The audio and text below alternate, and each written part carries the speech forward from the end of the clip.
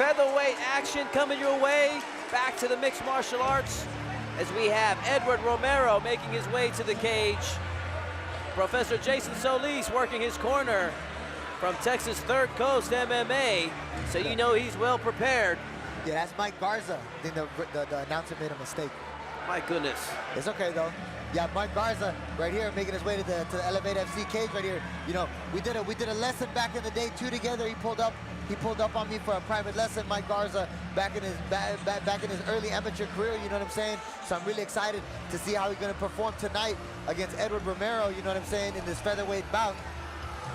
Well, apologies to Michael Garza.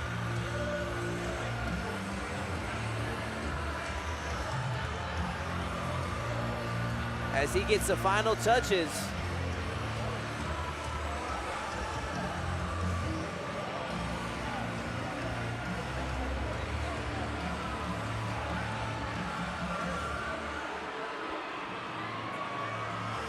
That's a big looking featherweight.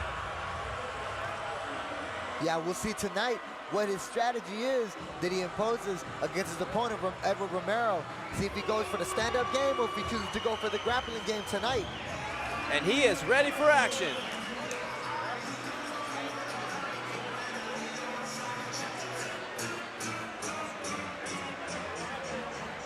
And now, ladies and gentlemen, his opponent makes his way to the cage, representing Species Gym, Texas City, Edward Romero.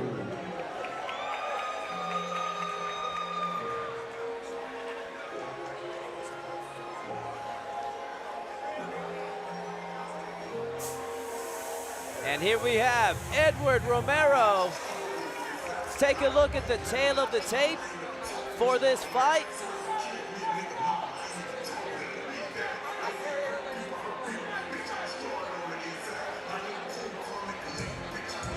Featherweight action coming your way as Romero final touches as he prepares for Michael Garza. 25-year-old Romero taking on the 26-year-old Garza. Garza looking for his first victory after 3 outings here tonight. 5th outing overall for Romero. So both fighters have a lot to prove here.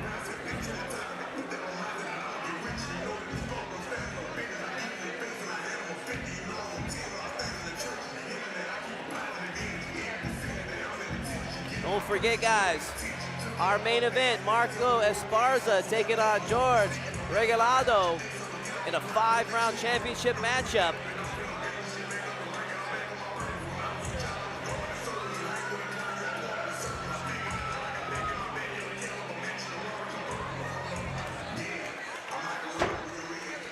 There we see him, Edward Romero, ready for action.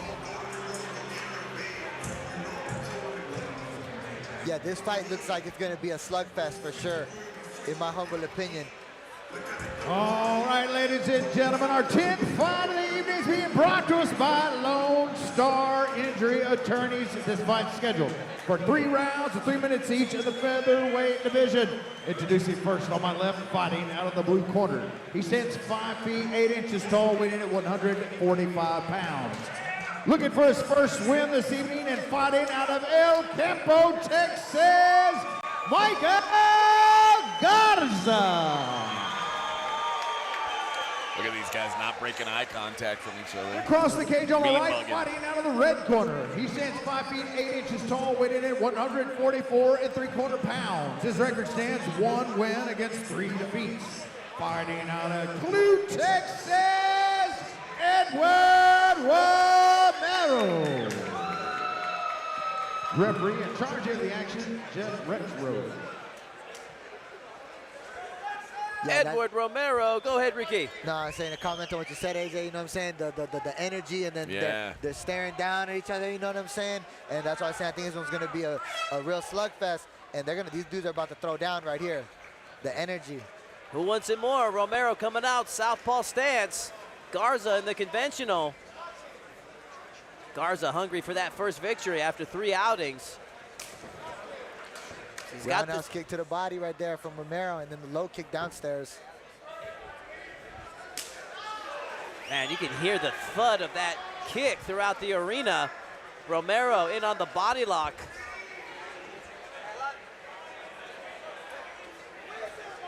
Big knee with the left knee right there from Romero.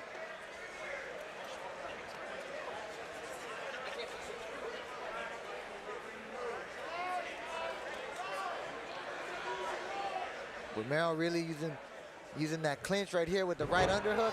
He uses it to go for a takedown, but Garza not accepting the position, using that whizzer to help him get back up to his feet. Now we find ourselves back in the same position. Garza with the left underhook, the left whizzer, and then Romero with the right underhook, pressing him up against the fence.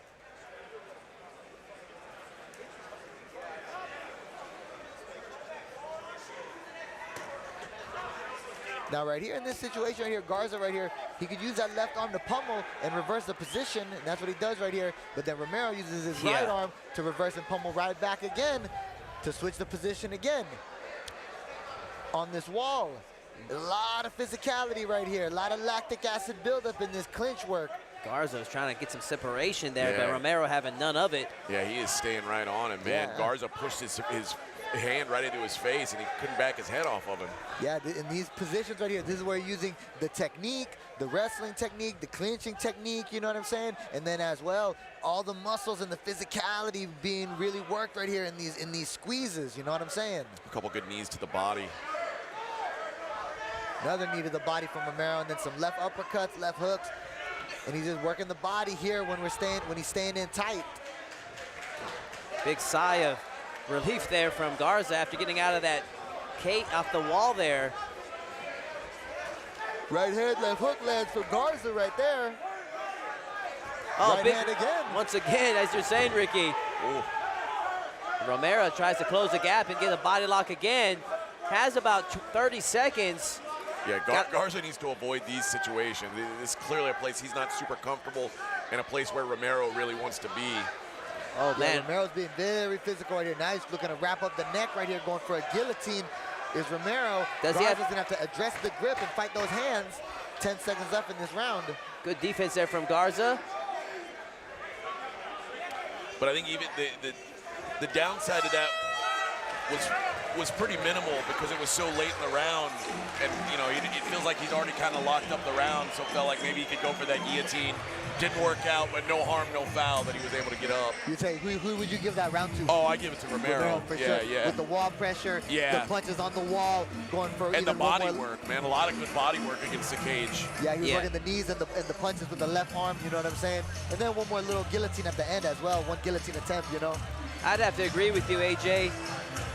Garza had his moments in the middle of the cage, but Romero definitely imposed himself and showed who's the more dominant of the two when it comes against to the clinch work there. We shall see what adjustments Garza's gonna make heading into round two.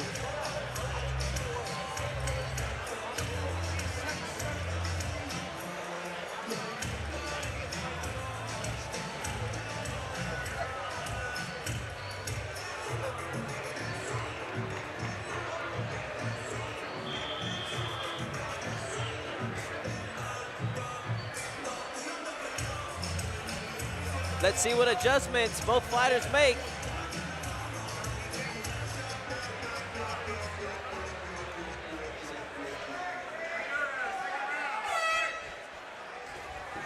Round two underway.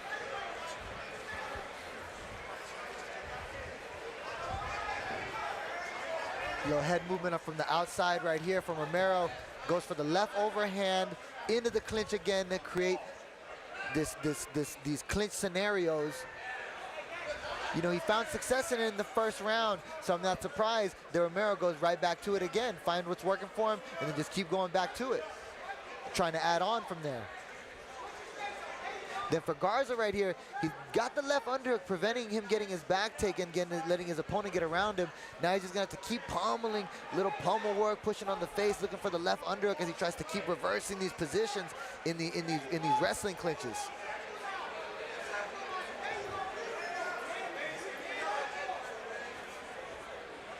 Now Romero though, more advantages now with a right arm and a left arm underhook. Uses it to lift his opponent up and slam him to the ground. Some up kicks from Mike Garza right here. Romero with the kicks to the thigh, 2 kicks to the thigh, 3 kicks to the thigh. Just some little points scored right there from that top position. Oh, nice shots there. Nice. Best shots of the night for Garza. Yeah, right here, Garza needs to keep it in this space right here and look to throw those bombs. Nice answer from Garza from the tongue from Romero. Yeah, Garza needs to keep it in that boxing range. It's looking like he's really, when he's landing the right hand, left hooks, he's doing damage. And then for Romero, he needs the defense. He needs the defense right there, keeping that the left hand high and the right hand high to block against those hooks. Got just a little bit over a minute left. Let's see if Garza can keep the pressure. Sidestep to the left side from Mike Garza. Yeah, Romero walked right into that one. Oh man, another big right hand from Garza lands right there. You know, him fighting against a southpaw fighter, after the right hand lands, taking that step to the outside of the lead foot and then entering for another combination, that would really suit him, you know what I'm saying? For when you're and then for Romero, it's the opposite. Him being the left-handed fighter, throwing the left and then stepping to the outside of that lead foot. You know what I'm saying? Well, I'd like to see another overhand right from Garza. He was scoring, but right now, He tied needs to up not now. get taken down. He can't get taken down here. 30 seconds left. Romero working hard for it. Down. Well, right here, Romero looking to get around to the back, but Garza already has the opening right here with his right arm. If he jacks up the right arm underhook right now, he could circle out to the right, to his right side on this opening right here. Short Now time he reverses left. the position. Good job from Garza staying on his feet. Big left kick to end Round the round 2 from comes to a Romero. close. Was that enough for Garza to win the round? I think it was. I think Garza landed the more damaging shots. And like I said, at the end, I was saying he cannot get taken down because visually, I just think that would have looked really bad given that I felt like he won the round. So the fact that he was able to stay up, I think he landed significantly more damaging shots in that round. So I've got a 1 apiece going into the third. I would have to agree with you too on that one, AJ. You know what I'm saying? The first round for Romero with the control and then the damage from the clinch situation. But then Garza, he was landing some bigger shots from the open space in the water with the boxing combinations in that second round. You know what I mean? I'm not one of the judges sitting cage side. You know what I'm saying? I'm here in the commentary, but I would have to agree with you that it's 1 for 1 going into the third round. It's clear that when they're in close, when there's a clinch or any kind of a grappling situation, Romero's got a clear edge. Garza, when they're at some sort of range, I mean, he's landing some heavy shots, and you could tell Romero doesn't like it. The reaction, like sticking your tongue out and shaking your head, you only do that if you realize you just got touched. You know what I mean? And so Garza's touching him pretty good. Saw a quick shot of our main event warming up backstage as we had Marco Esparza hitting pads there. Round 3 underway to see how this story unfolds between Garza and Romero. Oh yeah, these guys are banging right now. They're going for it. Both exchanging power shots of their own. Oh, nice. Big roundhouse kick to the body from the open stance, left roundhouse kick from Romero. Man, that body shot was deafening. Yeah, that's always money whenever it's the southpaw versus the orthodox type matchup. Oh, good And shot left from cross. Romero.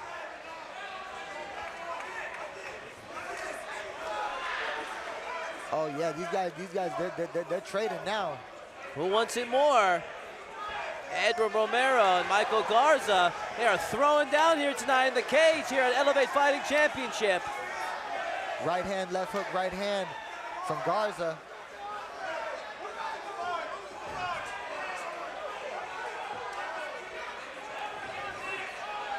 Left hand from Romero, and then a pullback right hand from Garza. Man, if I'm Romero, I'm trying to push this up against the cage and make this ugly. That's where he had success early on. He's not doing well in these scenarios right here in the middle of the cage. Big roundhouse kick right there from Michael Garza at the end of his boxing combination.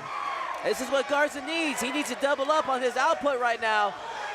Yeah, especially as the time continues ticking down right now in this third and final round. Oh. Big roundhouse kick right there from Romero. Yeah, the fight hangs in the balance right now between these two fighters, and they're both laying it out on the line right now. Romero coming alive now, backing Garza up.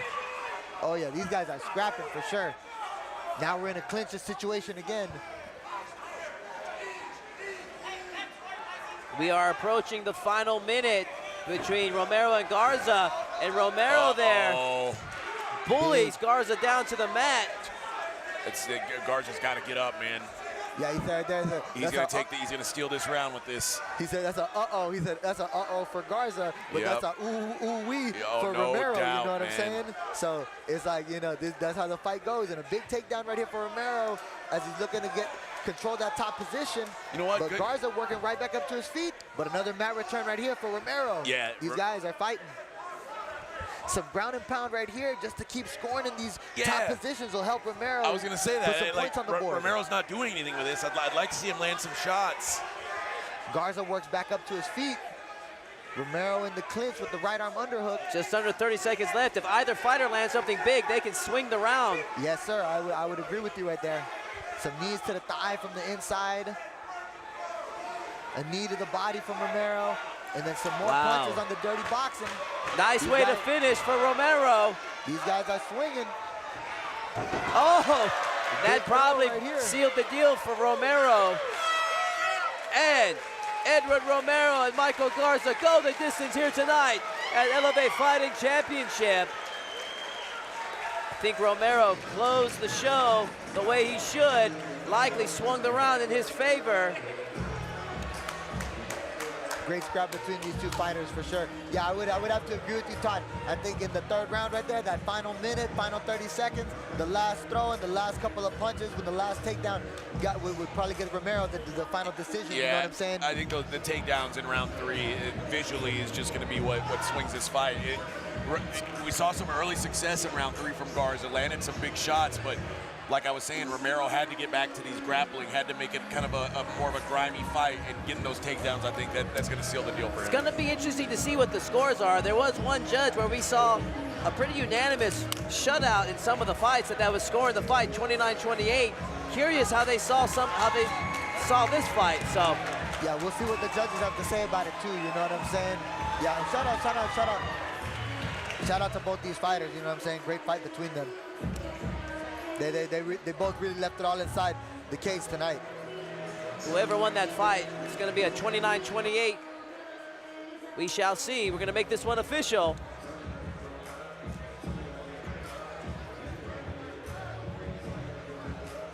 Now look at the Ladies and gentlemen, big round of applause for these two fighters. What a fight. We go to the judges' scorecards. Oh. Judges call it 30-27, 29-28, and 29-28. All three for your winner by unanimous decision, Edward Romero. Right result. I don't like the 30-27, but you know the right guy won. Folks, we're going to take another quick intermission. I agree. Don't forget both Curious bars if are that up. judge that scored at 30-27 was the one that scored at 29-28 on those other ones that we thought were unanimous decisions. So, nonetheless, don't go anywhere, ladies and gentlemen. We'll be back in 15 minutes.